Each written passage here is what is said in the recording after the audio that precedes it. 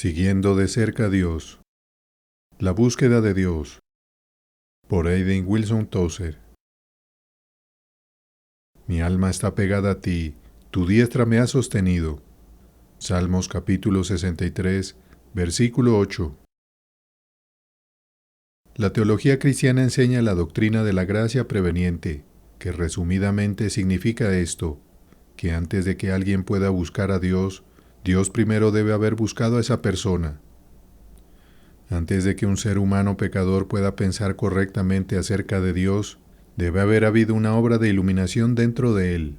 Puede ser imperfecta, pero es una obra verdadera, y es la causa secreta de todo deseo, búsqueda y oración que pueda seguir.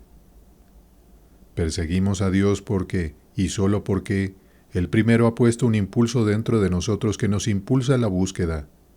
Ninguno puede venir a mí, dijo nuestro Señor, si el Padre que me envió no le trajere, y es por este mismo atraer preveniente que Dios nos quita todo vestigio de mérito en el acto de venir.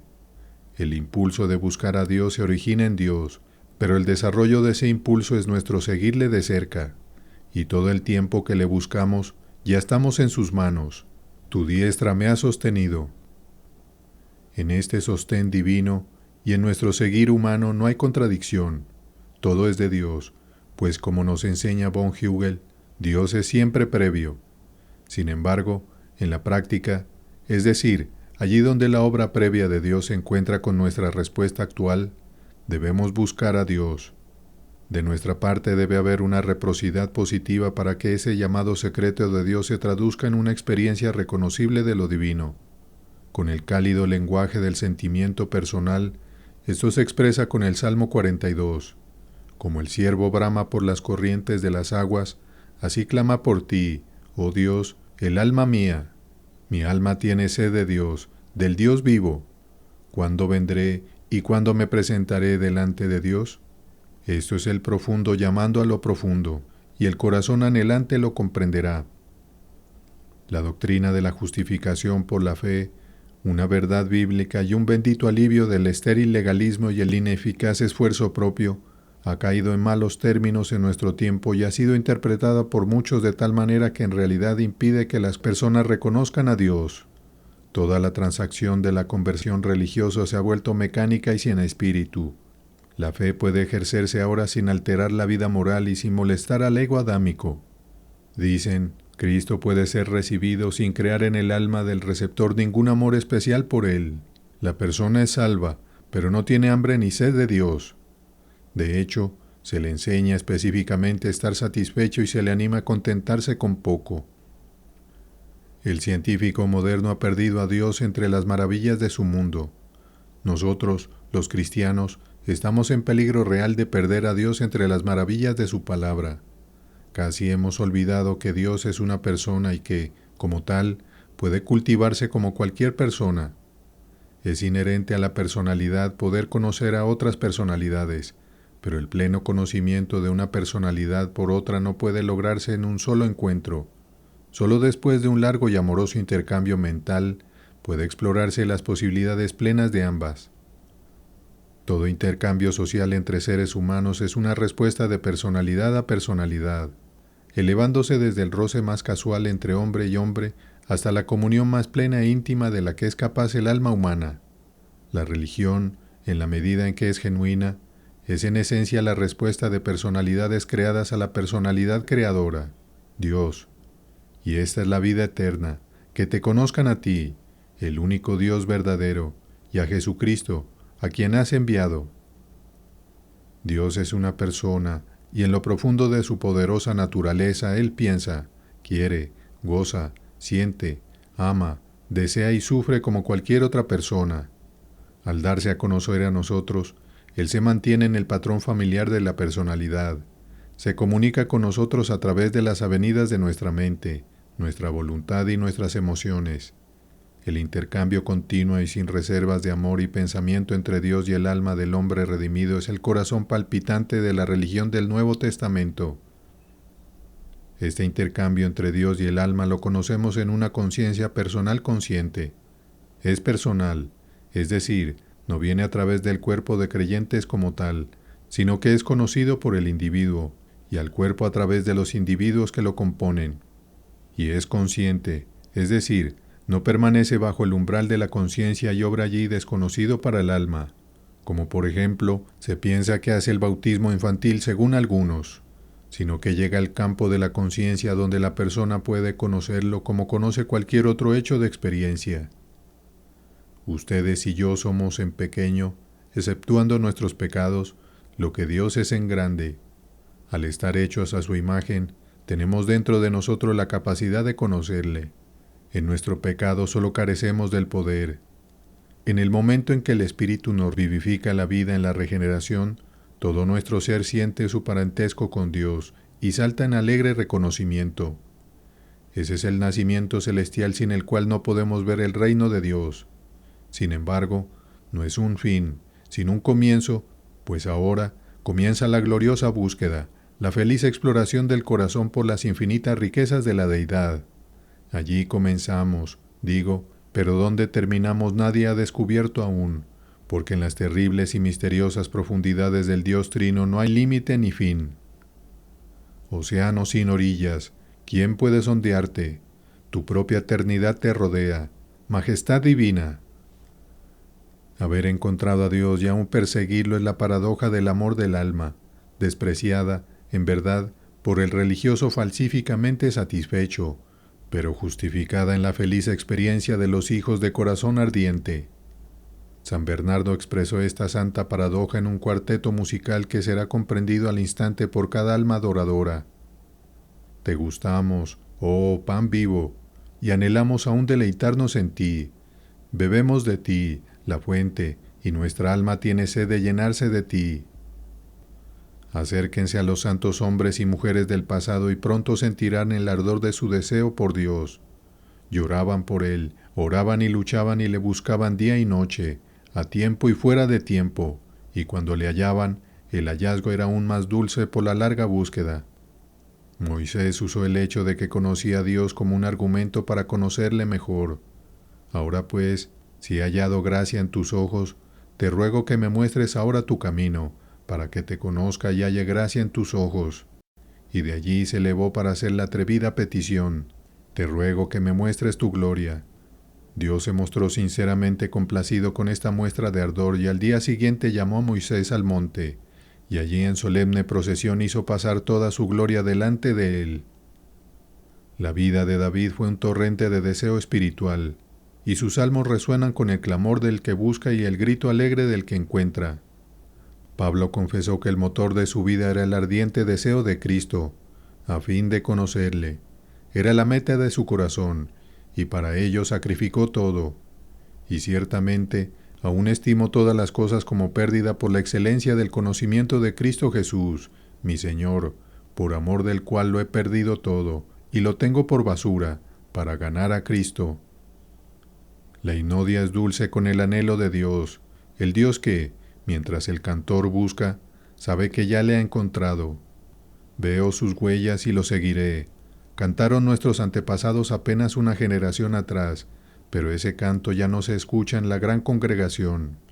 Qué trágico que en nuestro día oscuro nuestra búsqueda haya sido realizada por nuestros maestros. Todo se encuentra en el acto inicial de aceptar a Cristo, un término, incidentalmente, que no se encuentra en la Biblia, y no se espera que después deseemos alguna mayor revelación de Dios para nuestras almas. Hemos sido atrapados en las redes de una lógica falsa que insiste en que, si lo hemos encontrado, no necesitamos buscarlo más.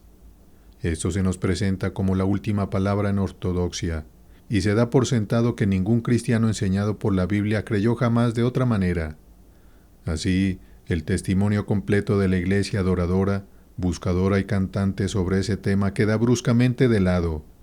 La teología del corazón experiencial de un gran ejército de santos fragantes se rechaza en favor de una interpretación engreída de las Escrituras, que sin duda habría sonado extraña incluso a Agustín, a un Rutherford o a un Breitner. En medio de esta gran frialdad hay algunos, reconozco con gozo, que no estarán contentos con una lógica superficial. Admiten la fuerza del argumento, y luego se apartan con lágrimas para buscar algún lugar solitario y orar. Oh Dios, muéstrame tu gloria. Quieren saborear, tocar con sus corazones, ver con sus ojos internos la maravilla que es Dios. Quiero deliberadamente alentar este poderoso anhelo de Dios. La falta de ello nos ha llevado a nuestro bajo estado actual. La rigidez y la calidad mecánica de nuestras vidas religiosas son el resultado de nuestra falta de santo deseo. La complacencia es un enemigo mortal de todo crecimiento espiritual. Debe haber un deseo agudo, o no habrá manifestación de Cristo para su pueblo. Él espera ser deseado. Lástima que con muchos de nosotros Él espere tanto tiempo, en vano. Cada época tiene sus propias características. En este momento estamos en una era de complejidad religiosa. La sencillez que hay en Cristo rara vez se encuentra entre nosotros. En su lugar hay programas, métodos, organizaciones y un mundo de actividades nerviosas que ocupan el tiempo y la atención, pero nunca pueden satisfacer el anhelo del corazón. La superficialidad de nuestra experiencia interna, la vacuidad de nuestra adoración y esa imitación servil del mundo que marca nuestros métodos de promoción, todos dan testimonios de que, en este día, conocemos a Dios solo de manera imperfecta y apenas conocemos la paz de Dios. Si queremos encontrar a Dios entre los elementos externos religiosos, primero debemos determinar encontrarlo y luego proceder por el camino de la sencillez. Ahora, como siempre, Dios se revela a los niños y se esconde en densa oscuridad de los sabios y entendidos. Debemos simplificar nuestro acercamiento a Él. Debemos reducirnos a lo esencial y encontraremos que son benditamente pocos. Debemos apartar todo nuestro esfuerzo de impresionar y acercarnos con la candidez sin engaño de la niñez. Si hacemos esto, sin duda Dios responderá rápidamente. Cuando la religión ha dicho su última palabra, hay poco que necesitemos aparte de Dios mismo. El mal hábito de buscar a Dios y algo más nos impide efectivamente encontrar a Dios en plena revelación. En el I radica nuestro gran pesar. Si omitimos el I, pronto encontraremos a Dios, y en Él hallaremos aquello que hemos anhelado secretamente toda nuestra vida. No debemos temer que al buscar solo a Dios podamos estrechar nuestra vida o restringir los movimientos de nuestros corazones en expansión. La verdad es lo contrario. Bien podemos permitir hacer de Dios nuestro todo, concentrarnos, sacrificarlo mucho por el uno. El autor del curioso clásico inglés, La nube del no saber, nos enseña cómo hacer esto. Levanta tu corazón a Dios con un humilde movimiento de amor y piensa en Él y en nada de lo tuyo. Y así procura no pensar nada más que en Dios mismo, de modo que nada trabaje en tu entendimiento, ni en tu voluntad, sino solo en Dios mismo. Esta es la obra del alma que más agrada a Dios. Nuevamente, recomienda que en la oración practiquemos un despojamiento aún mayor de todo, incluso de nuestra teología, pues es suficiente una intención desnuda dirigida a Dios sin otra causa más que Él mismo. Sin embargo, en toda su reflexión yace el sólido fundamento de la verdad del Nuevo Testamento, pues explica que al decir Él mismo, se refiere a Dios, que te hizo, te compró y te llamó bondadosamente a tu lugar, y todo a favor de la sencillez. Si deseamos una religión envuelta y doblada en una sola palabra, para que tengas mejor agarre sobre ella, toma solo una pequeña palabra de una sílaba, pues mientras más corta sea, mejor concuerda con la obra del Espíritu. Y una palabra así es esta palabra Dios, o esta palabra amor. Cuando el Señor dividió Canaán entre las tribus de Israel, Leví no recibió parte de la tierra. Dios le dijo simplemente, yo soy tu parte y tu heredad. Y con esas palabras lo hizo más rico que todos sus hermanos, más rico que todos los reyes y rajás que han vivido en el mundo. Y aquí hay un principio espiritual, un principio todavía válido para todo sacerdote del Dios Altísimo. El hombre que tiene a Dios por su tesoro posee todas las cosas en uno. Muchos tesoros ordinarios pueden serle negados, o si se le permite tenerlos, el disfrute de ellos será tan moderado que nunca serán necesarios para su felicidad. O si se debe verlos desaparecer, uno tras otro, difícilmente sentirá pérdida alguna, pues teniendo la fuente de todas las cosas, tiene en uno toda satisfacción, todo placer, toda delicia. Cualquier cosa que pierda En realidad no ha perdido nada, pues ahora lo tiene todo en uno, y lo tiene de manera pura, legítima y para siempre. Oh Dios, he probado tu bondad, y eso me ha satisfecho y me ha hecho tener más sed de ti. Soy dolorosamente consciente de mi necesidad de más gracia. Me avergüenzo de mi falta de deseo. Oh Dios, Dios Trino, quiero querer desearte. Anhelo ser lleno de anhelo. Tengo sed de ser hecho aún más sediento. Muéstrame tu gloria, te ruego, para que pueda conocerte verdaderamente. Comienza en misericordia una obra de amor dentro de mí. Di a mi alma, levántate, oh amiga mía, hermosa mía, y ven. Entonces dame la gracia para levantarme y seguirte desde estas tierras bajas y nebulosas en las que he vagado tanto tiempo. En el nombre de Jesús. Amén. Aprendiendo a aprender a Dios. Gustad y ved que es bueno Jehová. Salmo 34, versículo 8. Fue el canónigo Holmes, de la India, quien hace más de 25 años llamó la atención sobre el carácter inferencial de la fe en Dios del hombre promedio. Para la mayoría de las personas, Dios es una inferencia, no una realidad. Es una deducción a partir de evidencias que consideran adecuadas, pero sigue siendo personalmente desconocido para el individuo. Debe existir, dicen, por lo tanto creemos que existe. Otros ni siquiera llegan tan lejos, lo conocen solo de oídas. Nunca se han molestado en pensar en el asunto por sí mismos, sino que han oído hablar de él a otros, y han puesto su creencia en él en el fondo de sus mentes, junto con varios fragmentos y piezas que forman su credo total. Para muchos otros, Dios no es más que un ideal, otro nombre para la bondad, la belleza o la verdad. O es la ley, o la vida, o el impulso creador detrás de los fenómenos de la existencia. Estas ideas sobre Dios son muchas y variadas, pero quienes las sostienen tienen algo en común. No conocen a Dios en una experiencia personal. La posibilidad de un conocimiento íntimo con Él no ha entrado en sus mentes. Aunque admiten su existencia, no piensan en Él como alguien conocible en el sentido en que conocemos cosas o personas. Los cristianos, por supuesto, van más allá de esto, al menos en teoría. Su credo les exige creer en la personalidad de Dios y les ha enseñado a orar, Padre nuestro que estás en los cielos. Ahora bien, personalidad y paternidad llevan consigo la idea de la posibilidad de un conocimiento personal. Esto se admite, digo, en teoría, pero para millones de cristianos, sin embargo, Dios no es más real que lo que es para un no cristiano.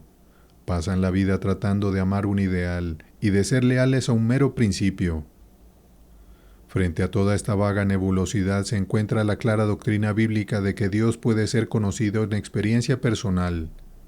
Una personalidad amorosa domina la Biblia, caminando entre los árboles del jardín y esparciendo fragancias sobre cada escena. Siempre hay una persona viva presente, hablando, rogando, amando, obrando y manifestándose cada vez y donde quiera que su pueblo tenga la receptividad necesaria para recibir la manifestación. La Biblia asume como un hecho evidente que los seres humanos pueden conocer a Dios con al menos el mismo grado de inmediatez con la que conocen cualquier otra persona o cosa que entre en el campo de su experiencia. Se usan los mismos términos para expresar el conocimiento de Dios que usan para expresar el conocimiento de las cosas físicas. Gustad y ved que es bueno Jehová. Todas tus vestiduras exhalan olor de mirra, aloes y casia, cuando sales de los palacios de marfil. Mis ovejas oyen mi voz. Bienaventurados los de limpio corazón, porque ellos verán a Dios. Estos son solo 4 de los incontables pasajes semejantes en la palabra de Dios. Y más importante que cualquier versículo de prueba es el hecho de que toda escritura apunta hacia esa creencia. ¿Qué puede significar todo esto sino que tenemos en nuestros corazones órganos mediante los cuales podemos conocer a Dios con la misma certeza con la que conocemos las cosas materiales a través de nuestros conocidos 5 sentidos? Aprendemos el mundo físico, ejercitando las facultades que nos fueron dadas para ese propósito, y poseemos facultades espirituales mediante las cuales podemos conocer a Dios y al mundo espiritual si obedecemos el impulso del Espíritu y comenzamos a usarlas. Se da por sentado aquí que primero debe realizarse una obra salvadora en el corazón.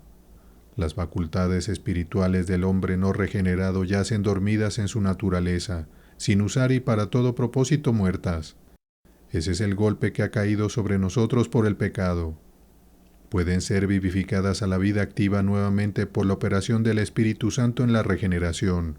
Ese es uno de los beneficios inconmensurables que nos llega a través de la obra expiatoria de Cristo en la cruz.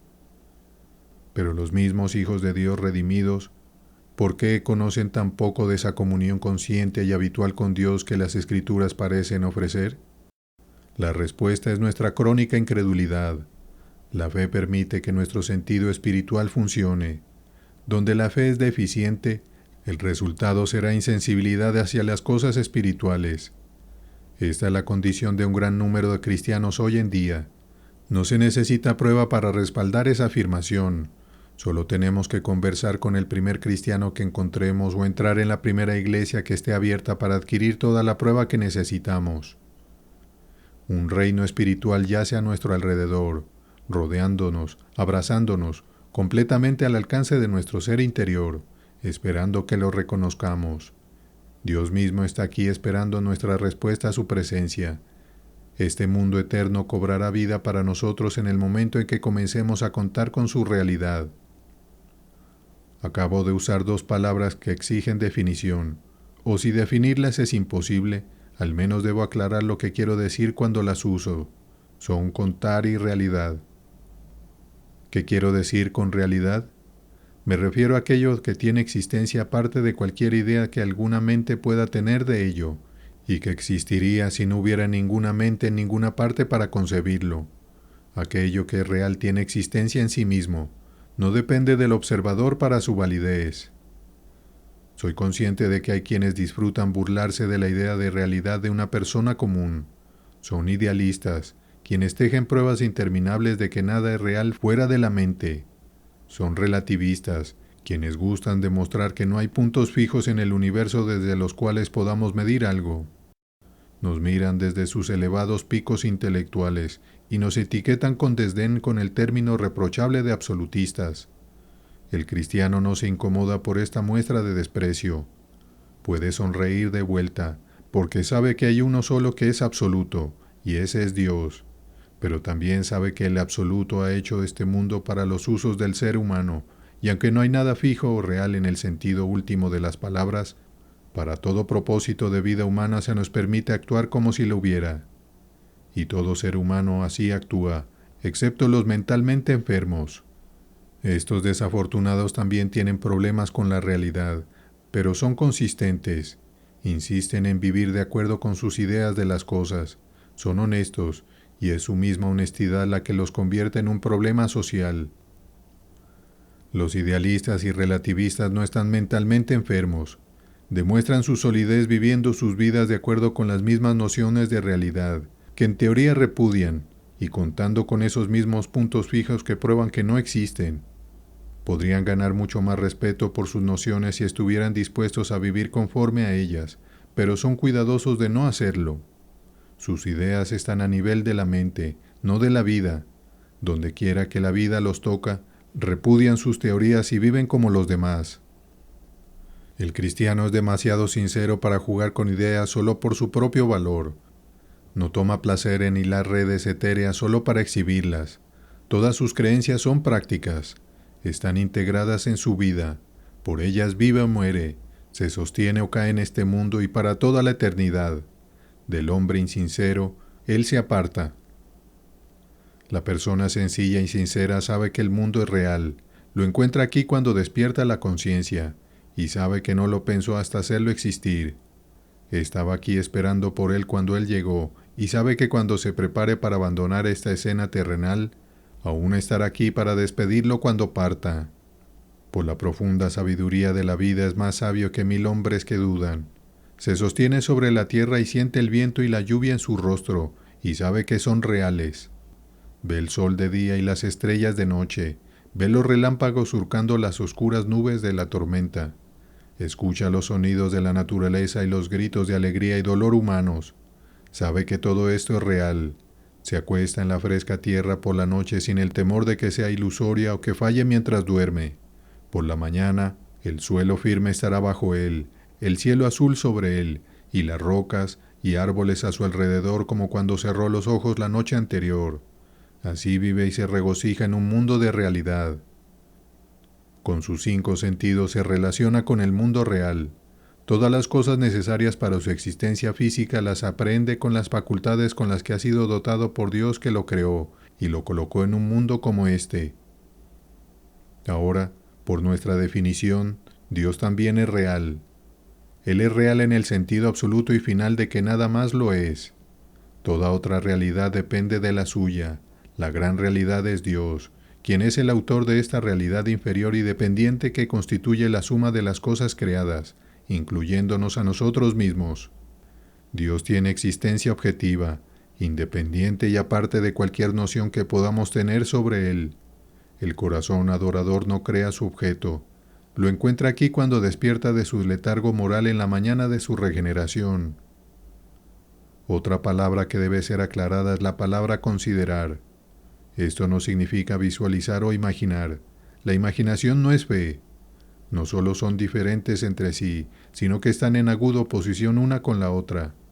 La imaginación proyecta imágenes irreales desde la mente y busca darle realidad. La fe no crea nada, simplemente considera aquello que ya está allí. Dios y el mundo espiritual son reales. Podemos considerarlos con tanta seguridad como consideramos al mundo familiar que nos rodea. Las cosas espirituales están ahí, o más bien, deberíamos decir aquí, invitando nuestra atención y desafiando nuestra confianza. Nuestro problema es que hemos establecido malos hábitos de pensamiento. Habitualmente pensamos en el mundo visible como real y dudamos de la realidad de cualquier otro. No negamos la existencia del mundo espiritual, pero dudamos que sea real en el significado aceptado de la palabra. El mundo de los sentidos invade nuestra atención día y noche durante toda nuestra vida. Es clamoroso, insistente y se demuestra a sí mismo. No apela a nuestra fe, está aquí, asaltando nuestros 5 sentidos, exigiendo ser aceptado como real y definitivo. Pero el pecado ha nublado tanto los lentes de nuestros corazones que no podemos ver esa otra realidad, la ciudad de Dios, que brilla a nuestro alrededor. El mundo de los sentidos triunfa. Lo visible se convierte en enemigo de lo invisible, lo temporal en enemigo de lo eterno. Esa es la maldición heredada por cada miembro de la trágica raza de Adán. En la raíz de la vida cristiana yace la creencia de lo invisible. El objeto de la fe del cristiano es la realidad no vista. Nuestro pensamiento sin corregir, influido por la ceguera de nuestros corazones naturales y la ubicuidad intrusa de las cosas visibles, tienden a ser un contraste entre lo espiritual y lo real. Pero en realidad, tal contraste no existe.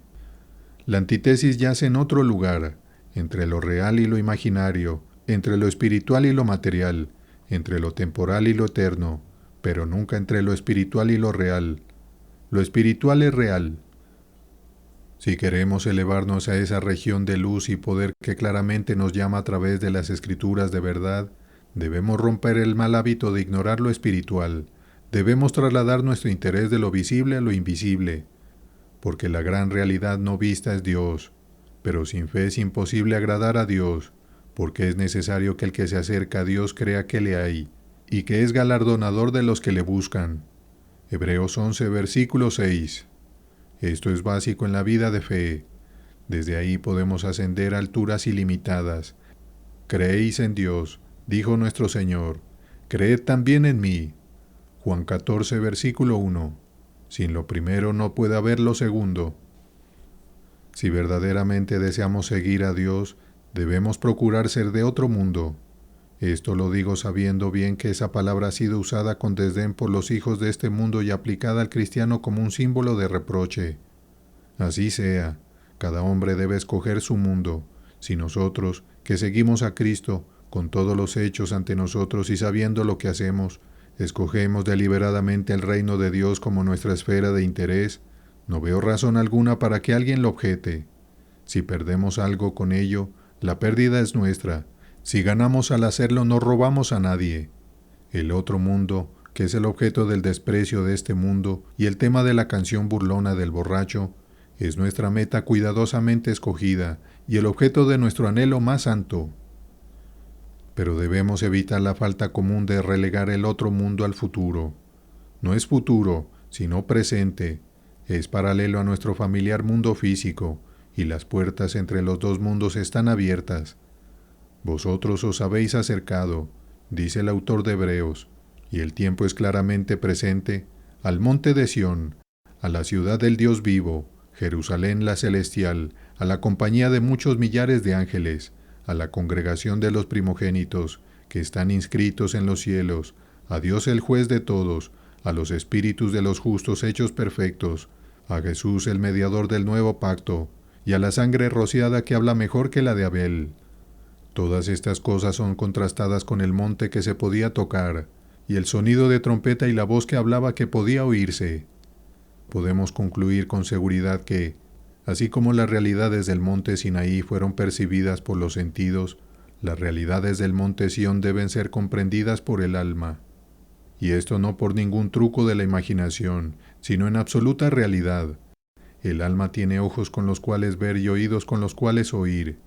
Pueden ser débiles por la falta de uso prolongada, pero por el toque vivificante de Cristo están vivos ahora y son capaces de la visión más aguda y del oído más sensible.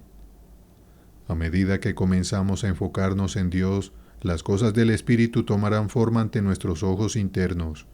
La obediencia a la palabra de Cristo traerá una revelación interna de la Deidad. Juan 14, versículos 21 al 23.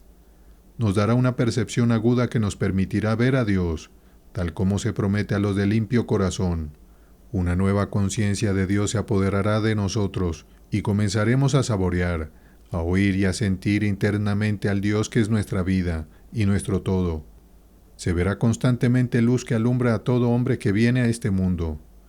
Más y más, a medida que nuestras facultades crezcan en agudeza y seguridad, Dios se convertirá para nosotros en el gran todo, y su presencia en la gloria y maravilla de nuestras vidas.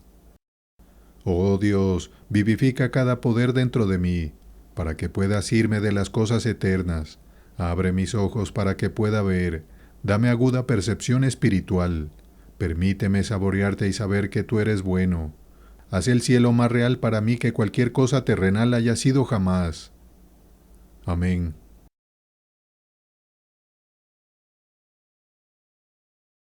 Siguiendo de cerca a Dios. Por Aidan Wilson Tozer.